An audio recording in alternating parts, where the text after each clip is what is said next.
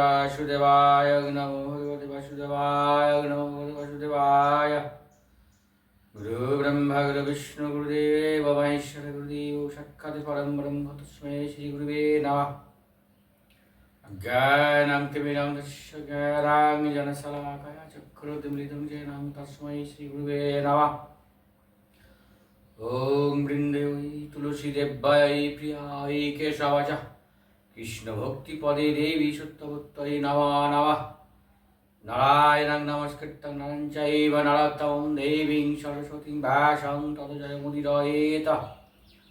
नारायणे नमस्करि नमि नरोत्तमे भक्तिभारे वन्दे नरे नमे विश्वरमे सरस्वती देवी पाय जानाई प्रणति नमे कृष्णदैवाय वेदव्यासि प्रति सर्वजन वन्दे जय करे उच्चारण नमिनाम हरिमसुति विघ्न विनाशन। समस्त भक्तबृंद अनंत कोटि ब्राह्मण वैष्णवगणे सकलेर चरणे दंडवत प्रणाम। आज एकादशीर बार्ता।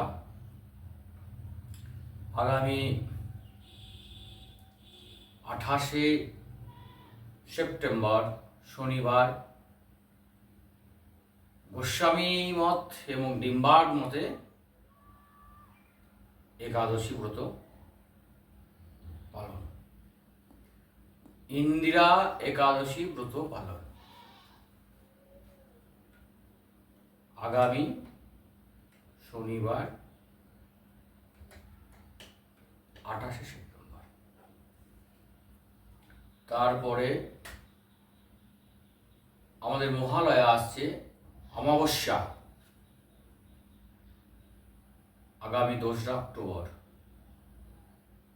এই अमावस्या खूब गुरुत्वपूर्ण दिन। এটা পিতৃতর্পণের একটা বিশেষ দিন। পিতৃপক্ষের অবসান, তারপরে দেবীপক্ষের সূচনা শুরু হবে। তাই আমাদের পিতৃপুরুষদের উদ্দেশ্যে সেদিন তর্পণ করা অবশ্যই কর্তব্য। আমাদের স্নানে আমরা যখন স্নান করি বেশিরভাগ ক্ষেত্রে দেখা যায় যে আমাদের জলাশয় খুব কম থাকে। পুকুর বা নদীতে স্নান করার সৌভাগ্য হয়তো বেশিরভাগই হয় না। এখন সব আমরা বাড়ির মধ্যেই সীমাবদ্ধ থাকি, বাড়িতেই আমরা স্নান করি। এই স্নানের একটা বিধি নিষেধ একটা আছে, সেটা সকলেরই পালন করা অবশ্যই কর্তব্য।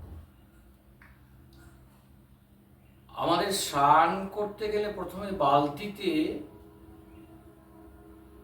জল নিয়ে আমাদের জলটাকে গঙ্গার জলে পরিণত করতে হবে। গঙ্গা জলে পরিণত করতে গেলে কি করতে হবে? অনামিকা, এই আঙুলটাকে স্পর্শ করতে হবে জলের মধ্যে।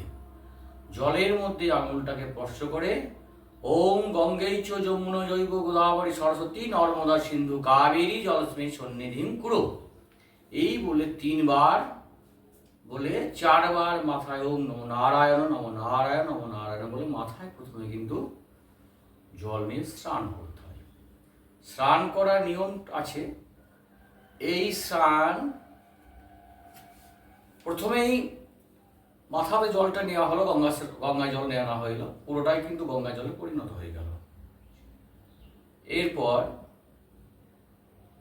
হাঁটু পর্যন্ত জল নেওয়া, তারপরে কোমর পর্যন্ত জল নেওয়া, তারপরে কাঁধ অবধি জল নেওয়া, তারপরে মাথাতে জল নেওয়া। একসঙ্গে হঠাৎ করে মাথাতে জল নেওয়া উচিত নয়। এটা শারীরিক ক্ষেত্রে অসুবিধা দেখা দিতে পারে। শরীরে যে টেম্পারেচার, ব্লাড সার্কুলার, সেটাকে হঠাৎ করে মাথাতে জল নিলে অনেক সময় শারীরিক বিপদ হতে পারে। তার জন্য ধাপে ধাপে ধাপে ধাপে জলগুলো আমাদের নেওয়া উচিত। আর একটা নিয়ম হচ্ছে বিনা বস্ত্রে কখনো স্নান করা উচিত নয়, কখনোই বিনা বস্ত্রে। এটা আমাদের ভগবান শ্রীকৃষ্ণ কিন্তু গোপীদেরকে শিক্ষা দিয়ে গিয়েছিলেন। যখন গোপীরা স্নান করছিলেন বিনা বস্ত্রে, তখন কিন্তু সমস্ত বস্ত্রগুলোকে সে হরণ করে নিয়েছিলেন এবং গাছের মধ্যে তুলে রেখেছিলেন। তারপরে যখন তাকে শরণাপন্ন হয়ে তখন তাকে ভিক্ষা চাইলো, তখন তার কাছে প্রতিশ্রুতি দিল যে আর কখনোই কোনো সময়ে বিনা বস্ত্রে স্নান করব না। তারপরে তাকে কাপড়গুলো ফিরিয়ে দিয়েছিল। সুতরাং বিনা বস্ত্রে স্নান করা কখনোই আমাদের উচিত নয়। আর একটা নিয়ম হচ্ছে স্নানে, স্নান করার পরে সঙ্গে সঙ্গে আমাদের কিন্তু গায়ের জলটাকে মোছা উচিত নয়। গায়ের জলটা মিনিমাম হাফ থেকে 1 মিনিট সেই গায়ে জলটার মধ্যে থাকা উচিত। আমাদের যাদের পিতৃজনী, যারা প্রেতাত্মা জনিতে আছে, সেই প্রেতাত্মারা কি করে, আমাদের ওই জলটাকে কিন্তু তারা ভক্ষণ করে। আমাদের শরীর থেকে যে জল নেমে আসে, আমরা স্নান করি, সে স্নানে যে জলটা আমাদের পা দিকে যেটা নেমে আসে, সেই পায়ে থেকে সেই জলটা কিন্তু তারা গ্রহণ করে। সুতরাং সেই জন্যেই এটা শাস্ত্রে আছে, এটা আমার কথা না, এটা শাস্ত্রে আছে এটা। সেই জন্যে আমাদের সঙ্গে সঙ্গে স্নান করলাম আর সঙ্গে সঙ্গে গাগুলো মুছিয়ে দিলাম, জলগুলো মুছিয়ে দিলাম, এটা কিন্তু ঠিক নয়, এটা উচিত নয়। তাই প্রত্যেকের আমাদের উচিত স্নান করার কিছু সময় পরে আমাদের শরীরের বস্ত্র দিয়ে জলগুলো মুছে দেওয়া উচিত। মা তারপরে আমাদের দেবীর আগমন হবে। এবার মা আমাদের আসবে কিসে? দোলায় আগমন, ফল কি? মোড়ক, আর ঘটকে গমন হবে, ফল হবে ছত্রভঙ্গ। মহালয়ে পড়তা পরে প্রথমা, দ্বিতীয়া, তৃতীয়া। তো আমাদের এটা একাদশী বার্তা, তাই এখানে একাদশীর সম্বন্ধীয় কথাবার্তা আমরা বলবো। একাদশ ইন্দ্রিয়কে সংযম করাই হচ্ছে একাদশী। একাদশী দিনে আমাদের যোগ নিয়ম, আসন, প্রাণায়াম, প্রত্যাহারে যে আছে নিয়মগুলো আমরা কিন্তু মেনে চলি। একাদশীতে আমরা মিষ্টি ভাষণ, সত্য কথা বলা এবং রবিশস্যকে ত্যাগ করা, এইসব নিয়মগুলো মেনে আমরা চলি। সুতরাং প্রত্যেকেই একাদশী ব্রত পালন করুন এবং অপরকে একাদশী ব্রত পালন করার জন্য সহযোগিতা করুন। এই একাদশী ব্রত করতে করতে কি হয়, আমাদের ভিতরের মধ্যে যে ইন্দ্রিয়গুলো আছে, সেই বহির্মুখ যে ইন্দ্র, সেই বহির্মুখ ইন্দ্রটা অন্তর্মুখ হবে। আর অন্তর্মুখ যতক্ষণ পর্যন্ত না হবে ততক্ষণ পর্যন্ত কিন্তু আমাদের ঈশ্বরের চিন্তাধারা, ঈশ্বরের ভজনা, ঈশ্বরের প্রতি আমাদের অনুরাগ জন্মাবে না। সেই একাদশী ব্রত দিনে সকলেরই কর্তব্য, শুধু আমরা আহারটাকে সংযম করলাম শুধু তাই নয়, সেই সঙ্গে শাস্ত্র অধ্যয়ন, ঈশ্বরের সঙ্গে সংযোগ করা, যুক্ত করা। একাদশ যে ইন্দ্রিয় আছে, পঞ্চ কর্মেন্দ্রিয়, পঞ্চ জ্ঞানেন্দ্রিয় এবং মন, সমস্ত টাকায় পুরোটাই যেন ভগবানের সঙ্গে সম্পর্কযুক্ত হবে। আহার বিহার যার নিত্য নিয়মিত সময়ে সকল কার্য হয় অনুষ্ঠিত, নিয়মিত কালে যার নিদ্রা জাগরণ, ভগবান গীতাতে পরিষ্কার বলেছে, নিয়মিত কালে আমাদের নিদ্রা জাগরণ করতে হবে, ব্রাহ্ম মুহূর্তে আমাদের উঠতে হবে, স্নান শৌচাদি সারার পরে আমাদের ভগবানের উপাসনা করতে হবে। এই একাদশী। একাদশী ব্রত সকলেই পালন করা অবশ্যই কর্তব্য, তাই সকলেই এই একাদশী ব্রত পালন করুন। আগামী শনিবার ইন্দিরা একাদশী। এখন এই ইন্দিরা একাদশী ব্রত মাহাত্ম্য মনোযোগ সহকারে শ্রবণ করুন। আরেকটা কথা বলে রাখি, এই যে একাদশী ব্রতটা ইন্দ্রা আগামী যে আসছে, এই ব্রতটা কাউকে কিন্তু অর্পণ করা যায়। এই ব্রতর ফল, এই ফলটা কাউকে কিন্তু দেওয়া যাবে। যদি কোনো পুরুষরা কোনো পরিস্থিতির মধ্যে হয়তো আছে, হয়তো আটকে আছে, খুব সমস্যার মধ্যে আছে, সেই এই ব্রত যদি পালন করে সেই ফলটা তার উদ্দেশ্যে অর্পণ করা হয়, সেই জায়গা থেকে সে মুক্ত পাবে। বিশেষ করে যেসব ফ্যামিলির মধ্যে, যেসব পরিবারের মধ্যে আত্মহত্যাজনিত কেউ যদি তার দেহ যেয়ে থাকে, সেই আত্মহত্যাজনিত যদি কেউ মারা যায়, তাদের উদ্দেশ্যে যদি এই ব্রতটা পালন করে ফলটা যদি তার উদ্দেশ্যে অর্পণ করা হয় তা তার অনেক অনেক গুণ কল্যাণ হবে এবং সেই জায়গা থেকে সে মুক্ত হবে। যাই হোক, এখন ইন্দিরা একাদশী ব্রত মাহাত্ম্য। মহারাজ যুধিষ্ঠির বললেন, হে মধুসূদন, আশ্বিন মাসে কৃষ্ণপক্ষিয়া একাদশীর নাম কি তা কৃপা করে আমাকে বলুন। শ্রীকৃষ্ণ বললেন, হে রাজন, আশ্বিন মাসের একাদশী ইন্দিরা নামে পরিচিত।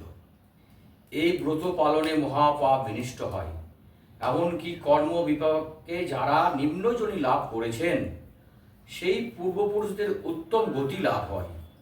এই একাদশীর মাহাত্ম্য শোনা মাত্রই সামবেদীয় যজ্ঞ ফল লাভ করা যায়। হে রাজন, মাহিষ্মতি নগরে ইন্দ্রসেন নামে এক প্রসিদ্ধ রাজা ছিলেন। ধর্মবিধি অনুসারে রাজ্য পালনে তিনি বিশেষ খ্যাতি সম্পন্ন ছিলেন। তার বিপুল ধন সম্পত্তি ছিল। পুত্র পৌত্রাদি সহ তিনি সুখে রাজ্য পরিচালনা করতেন। বিষ্ণু ভক্তি পরায়ণ সেই রাজা নিরন্তর শ্রী গোবিন্দ নাম গানে মগ্ন থাকতেন। একদিন রাজা সুখে রাজসভায় বসে আছেন, এমন সময় দেবর্ষি নারদ স্বর্গ থেকে সেখানে এলেন। তাকে দর্শন করে রাজা হাত জোর করে উঠে দাঁড়ালেন। দণ্ডবত প্রণাম করে মুনিকে আসন, পাদ্য, অর্ঘ্য এবং ষোড়শোপচারে পূজা নিবেদন করলেন। তারপর বললেন, হে মুনিবর, আপনার দর্শন মাত্রই আমার যাবতীয় যোগ্য ফল লাভ হয়েছে। এখন আপনার আগমনের কারণ জানিয়ে আমাকে কৃতার্থ করুন। দেবর্ষি নারদ বললেন, হে মহারাজ, অতি বিস্ময়কর এক কথা শ্রবণ করুন। আমি এক সময় যমলোকে গিয়েছিলাম। সেখানে যমরাজের রাজসভায় বহু পুণ্যকারী আপনার পিতাকে দেখলাম। ব্রতভঙ্গ পাপে তাকে সেখানে যেতে হয়েছে। হে রাজন, আপনার পিতা যে সংবাদ প্রেরণ করেছেন আমি এখন তা আপনাকে বলছি। তিনি বললেন, হে ঋষিবর, মাহিষ্মতির ইন্দ্রসেন রাজা আমার পুত্র। তাকে বলবেন যে আমি বহু পুণ্য অনুষ্ঠান করলেও কোনো কারণবশত যমালয়ে আসতে বাধ্য হয়েছি।